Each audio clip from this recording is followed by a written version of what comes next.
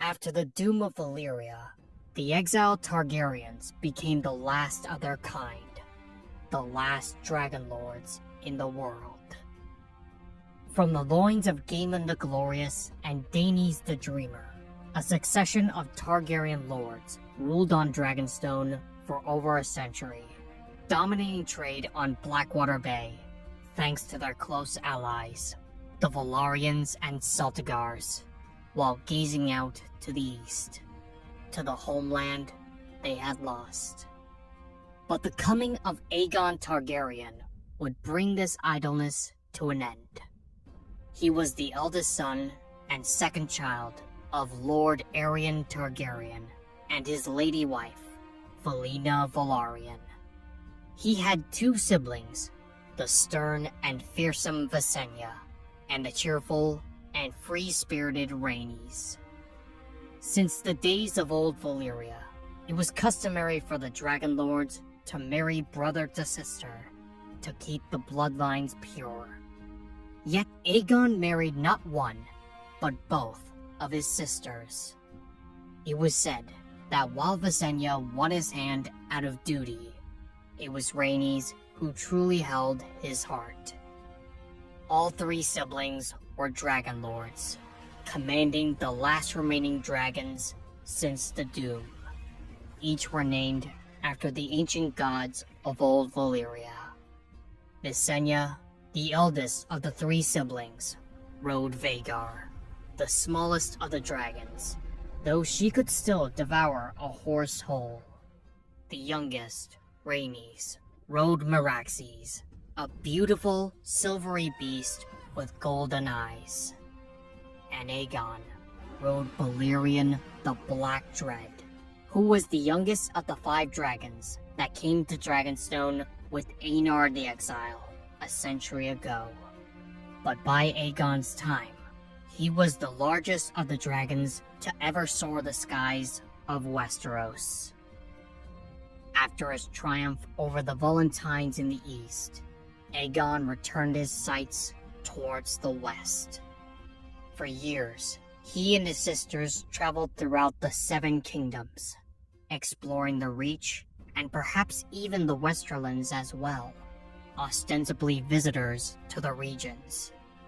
Even before he launched his invasion, Aegon ordered the construction of a great table carved in the shape of the continent.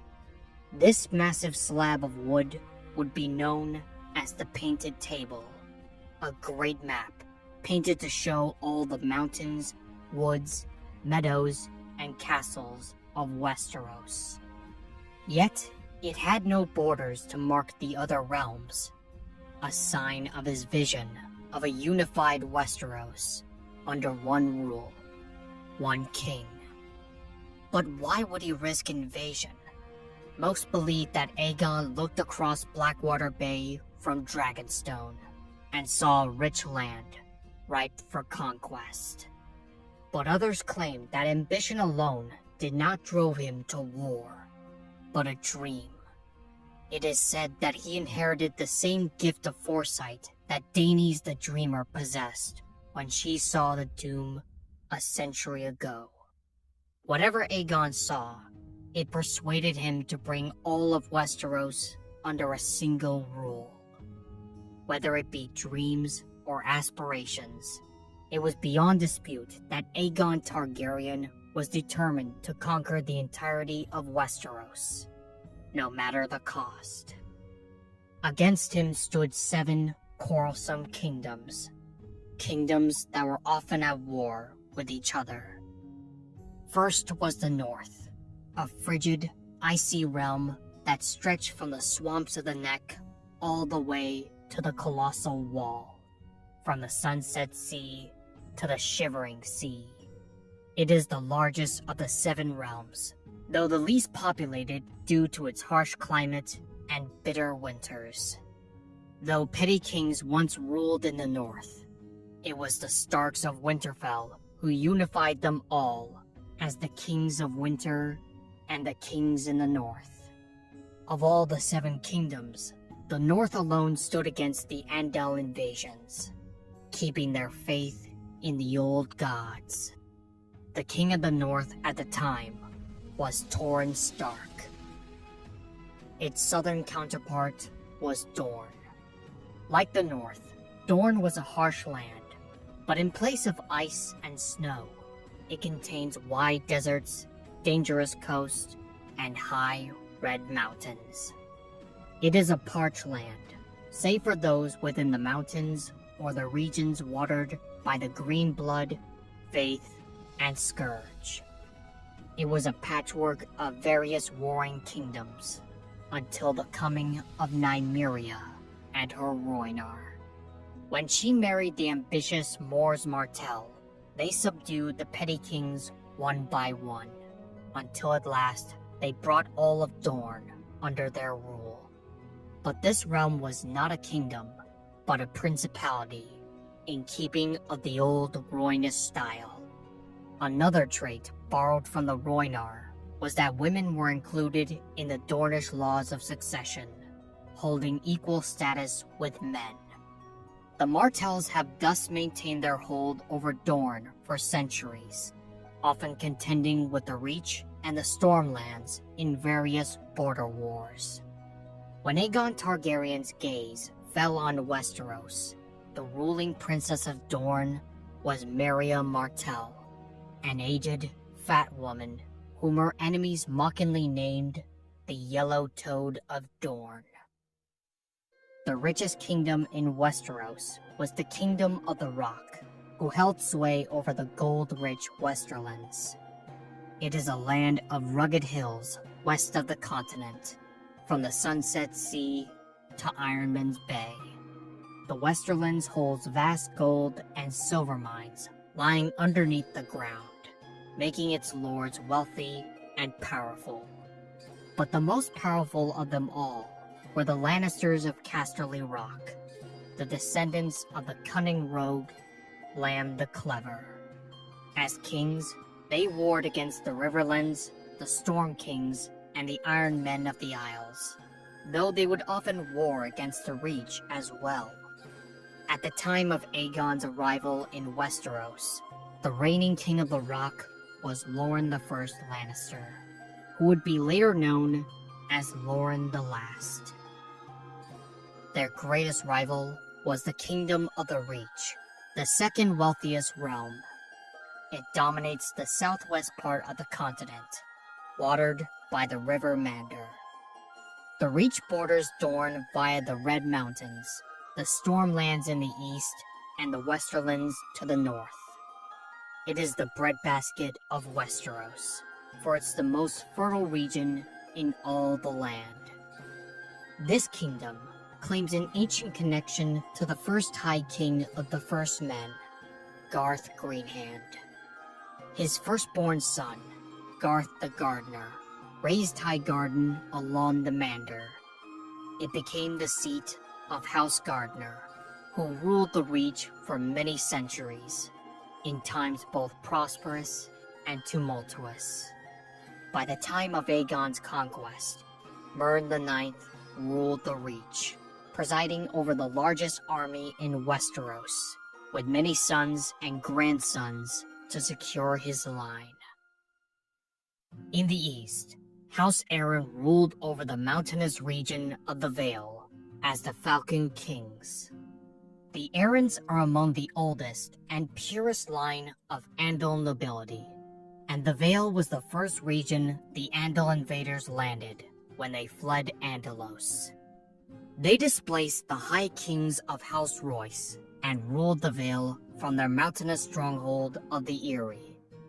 Their reach extended from the Mountains of the Moon all the way to the Three Sisters, islands where they would contend with the Men of the North, until finally emerging as the victors.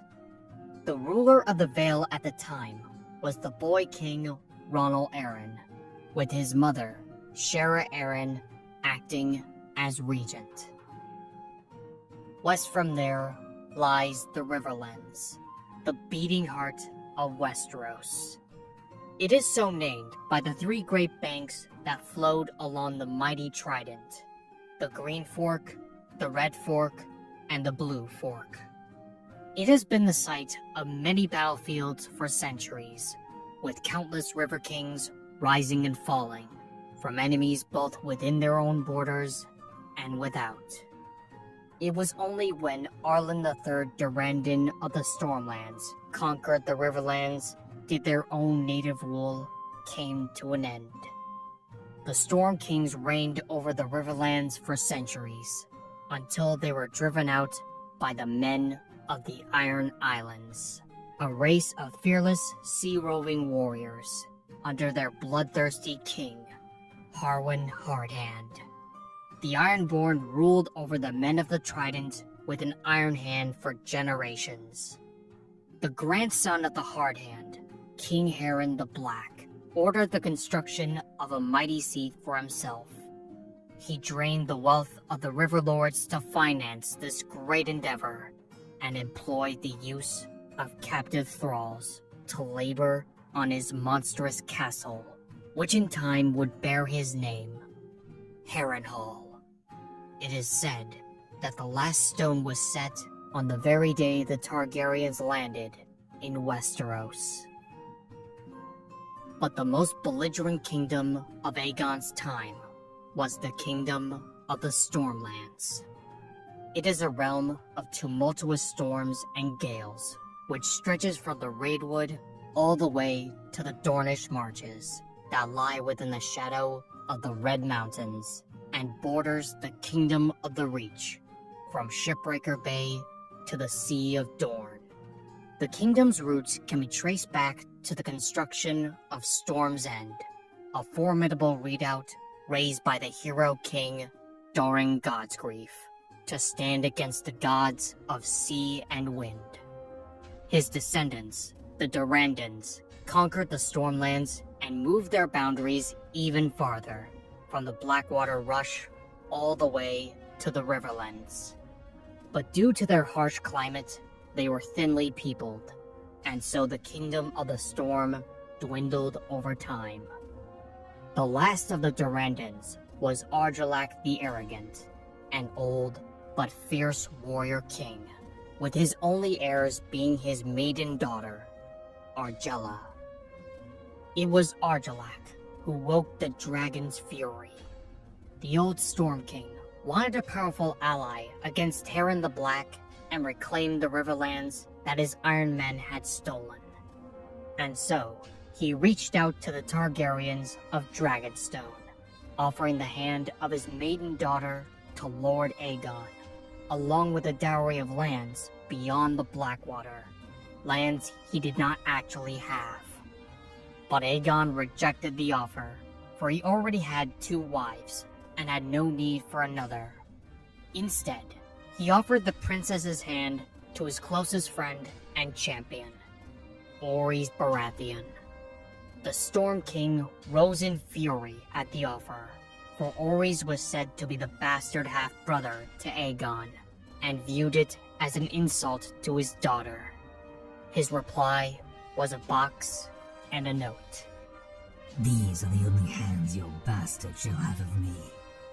And in it were the hands of Aegon's envoys.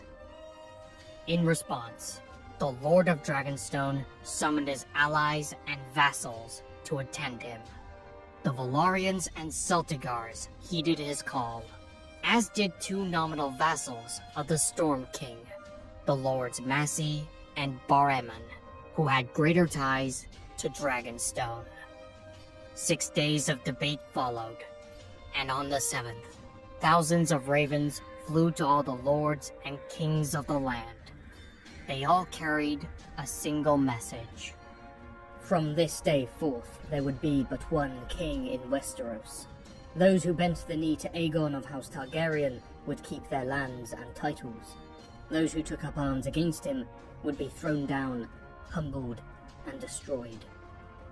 Not long after, Aegon and his sisters mounted their dragons and crossed Blackwater Bay with a small army of 3,000 strong, though some say it was only in the hundreds. They landed at the mouth of the Blackwater Rush, where 3 hills rose above a small fishing village.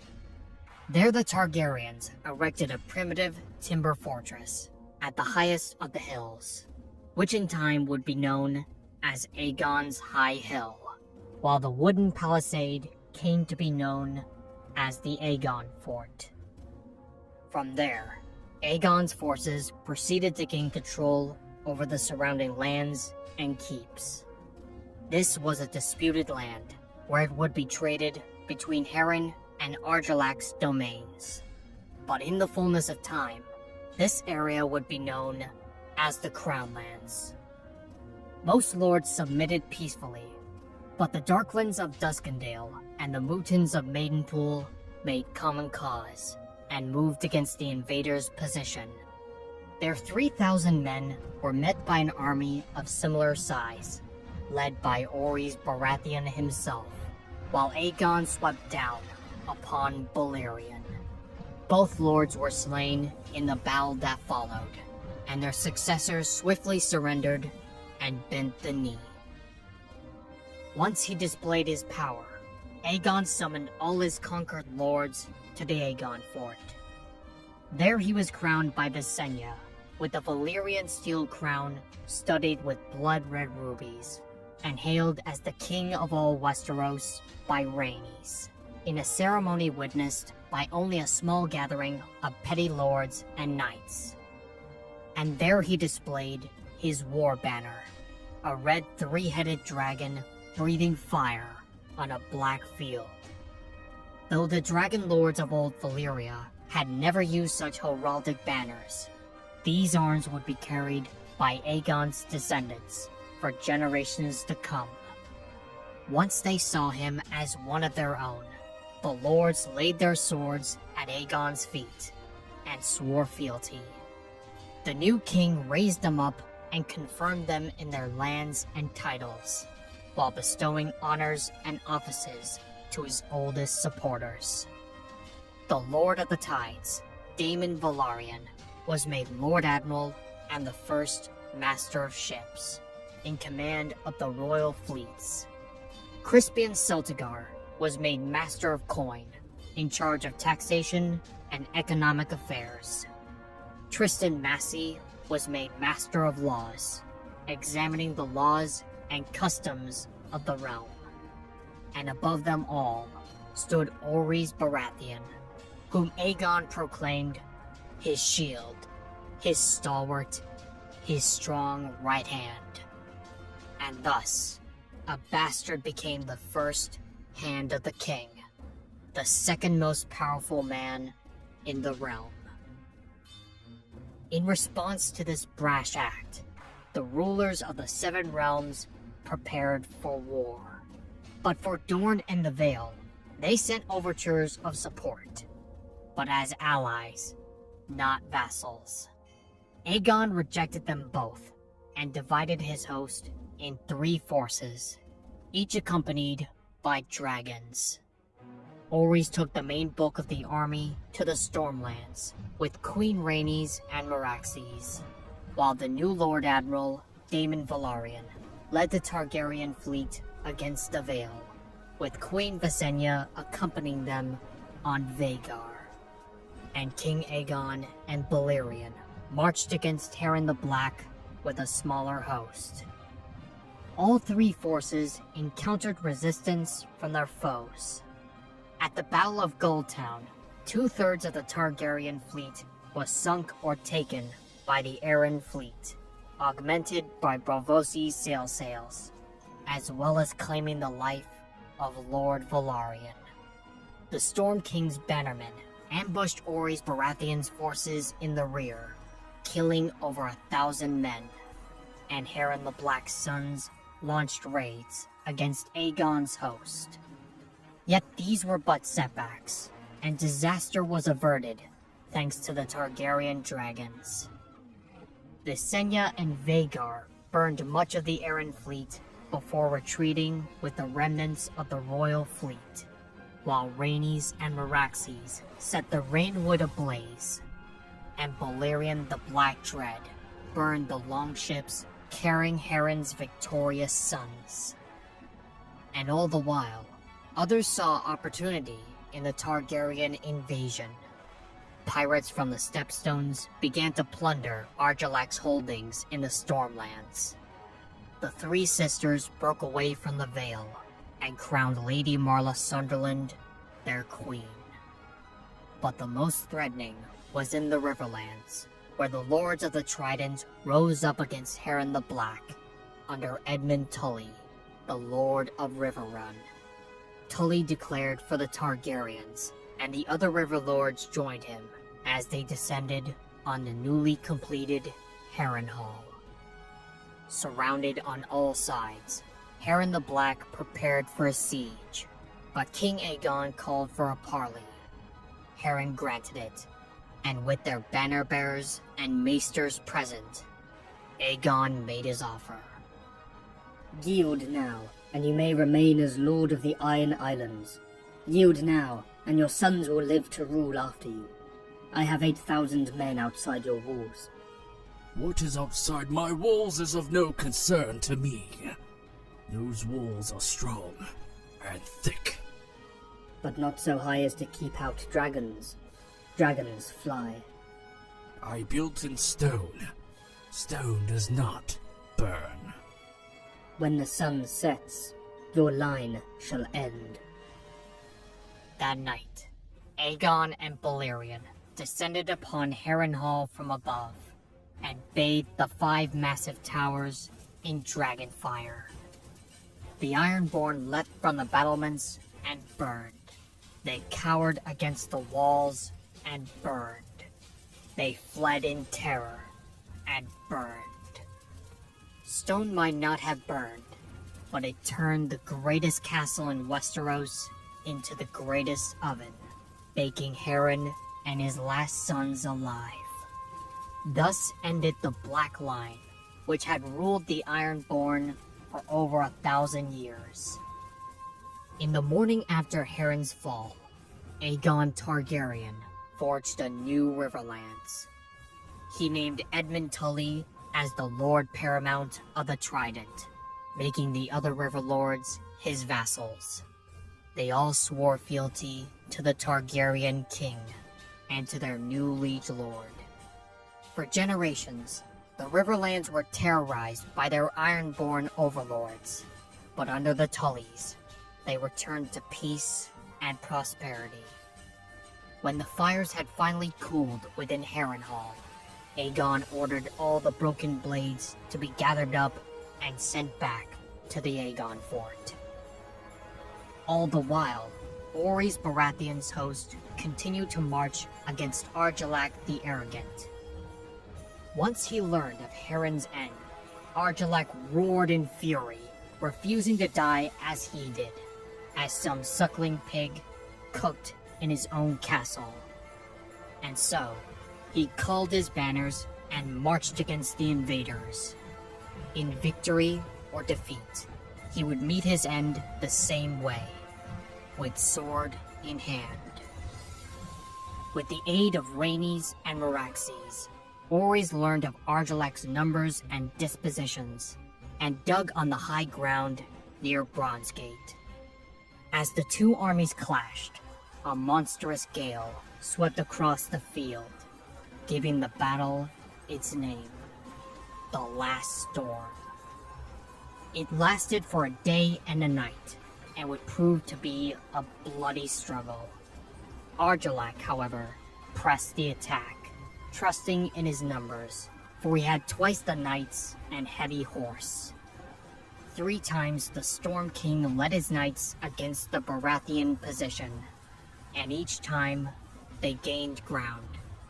But on the 4th, they met Queen Rhaenys and Meraxes, and the dragon's fire turned victory into chaos. Argilac himself fell from his horse, but he did not yield. When Orys met him in the field, he held off a dozen men with as many corpses at his feet. The Hand offered the king a final chance to surrender, but received only a curse instead.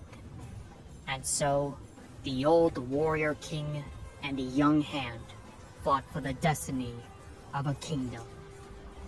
In the end, Argilac got his wish and died with sword in hand. With their king dead, the Stormlords surrendered, granting victory to the invaders. Argilac's daughter, Argilla, attempted to hold Storm's End against the Targaryen host, even declaring herself the Storm Queen. Alas, her men lacked her resolve and brought her in chains before Orys Baratheon. But he treated the girl gently, even commemorating her father's valor in the last storm. And in the final act, to honor the fallen king, he vowed to take the arms and words of the Durrandon for his own. Orys Baratheon thus became the Lord of Storm's End and the Lord Paramount of the Stormlands, with Argilla as his wife, and House Baratheon was born. Now in possession of 2 kingdoms, the remaining kings of Westeros saw the Targaryens as a true threat.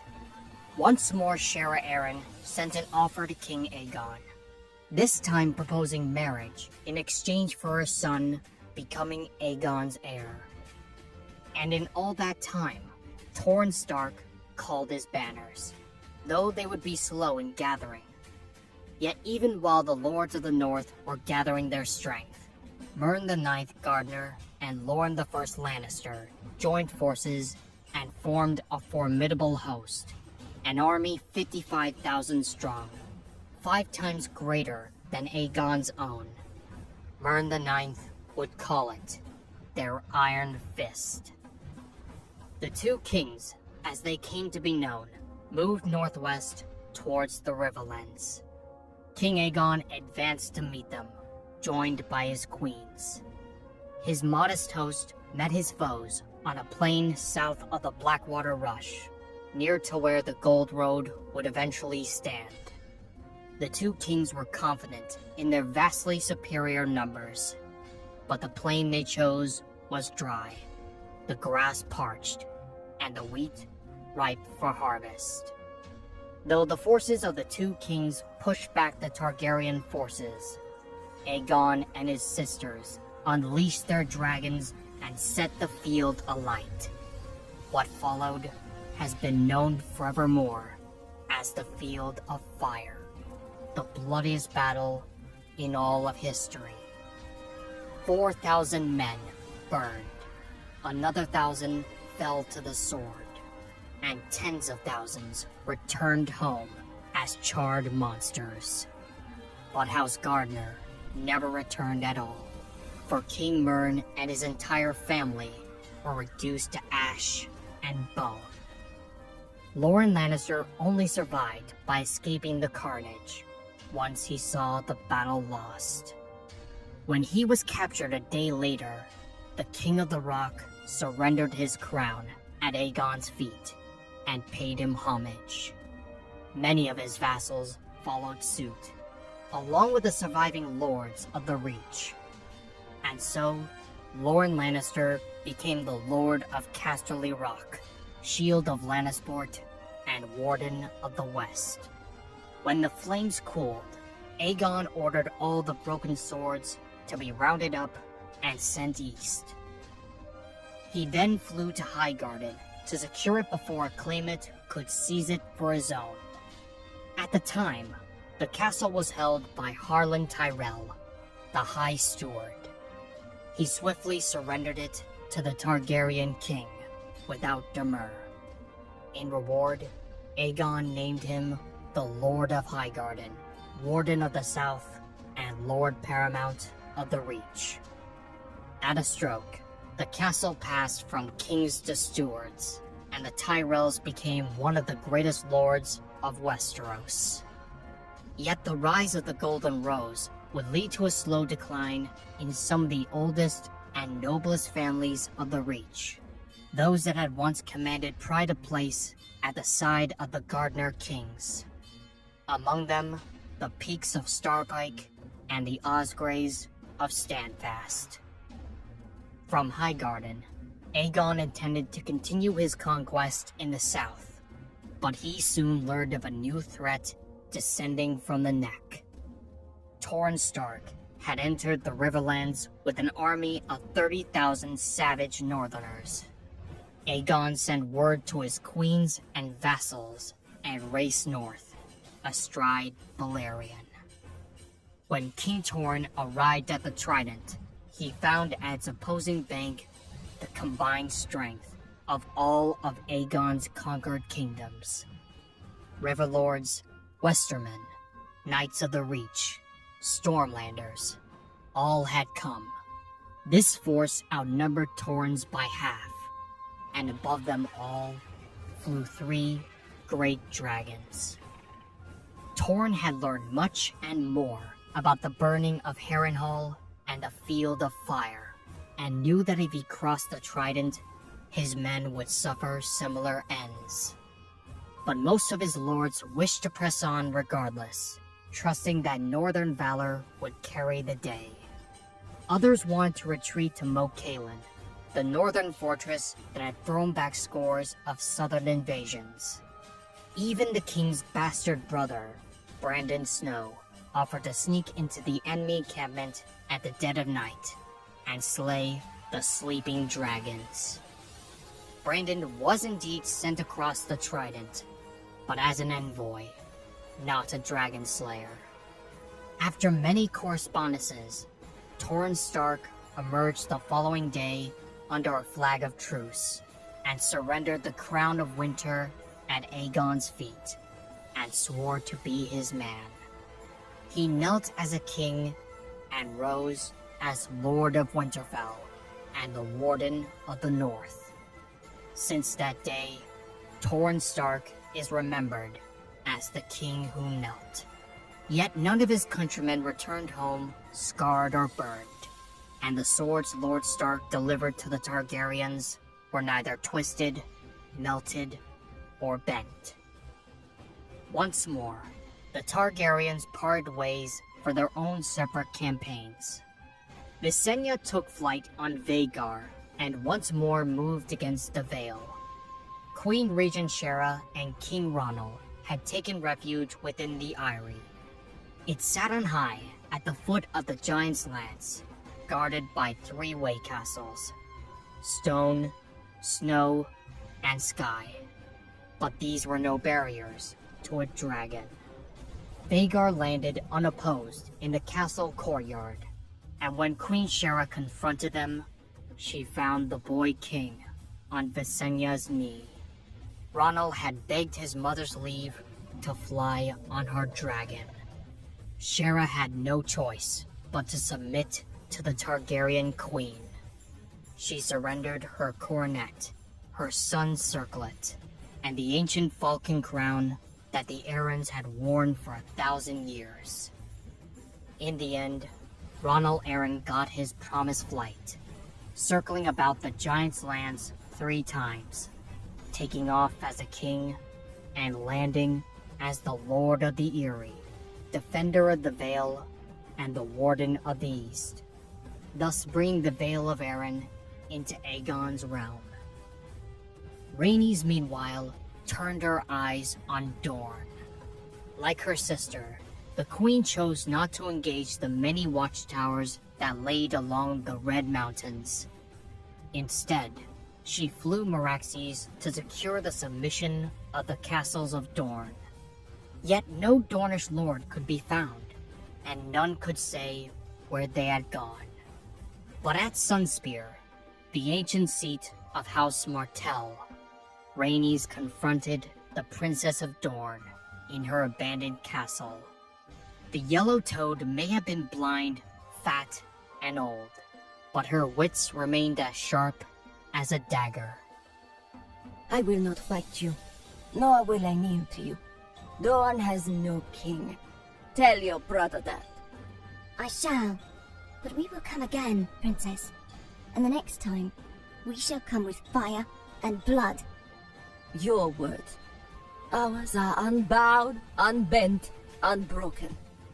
You may burn us, my lady, but you will not bend us, break us, or make us bow. This is Dorne.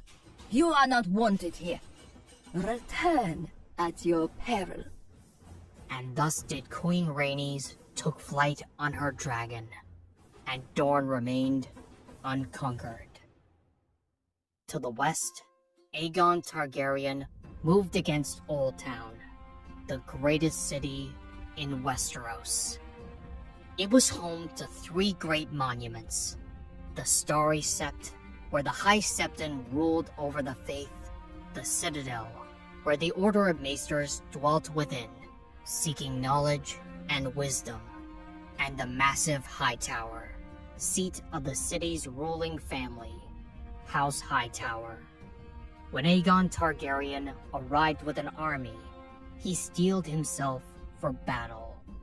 Instead, Lord Manfred Hightower yielded the city without bloodshed. As it happened, when the Targaryens landed in Westeros, the High Septon locked himself within the Starry Sept, fasting and praying for 7 days. On the 7th, he received a vision from the crone, a vision of blood and fire should Oldtown oppose the dragons.